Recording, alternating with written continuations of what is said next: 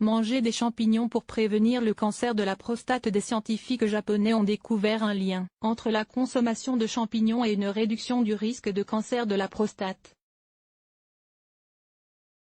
Bien que l'étude comporte des limites, cette recherche pourrait être poursuivie au cours des prochaines années.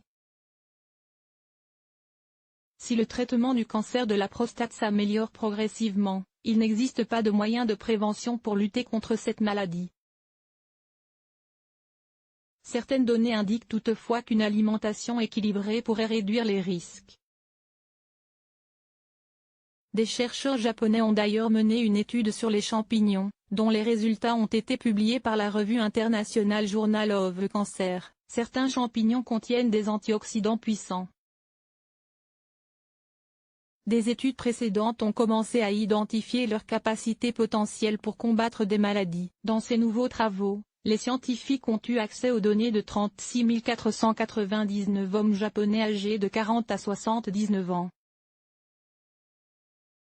Le suivi a duré en moyenne 13,2 ans. Chaque participant a répondu à des questionnaires concernant son alimentation, ses antécédents médicaux, ses niveaux d'activité physique, le tabagisme, sa consommation d'alcool, son niveau d'éducation, et plus encore. Les volontaires ont ensuite été répartis en 5 groupes différents en fonction de leur consommation de champignons. Au cours de la période de suivi, les chercheurs ont compté 1204 cas de cancer de la prostate, soit 3,3% des participants. Après avoir tenu compte des variables, ils ont observé un effet bénéfique important lié aux champignons.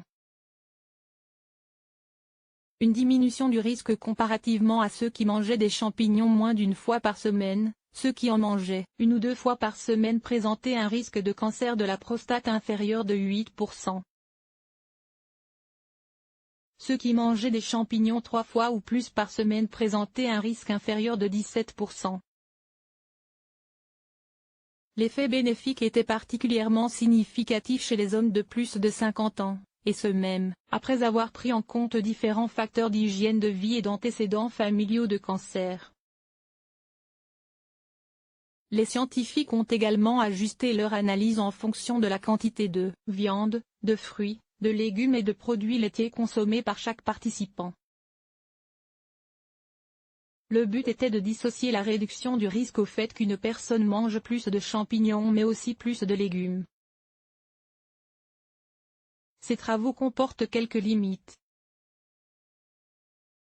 C'est pourquoi, les auteurs estiment que la consommation habituelle de champignons pourrait contribuer à réduire le risque de cancer de la prostate, mais d'autres études dans d'autres populations et milieux sont nécessaires pour confirmer ce lien.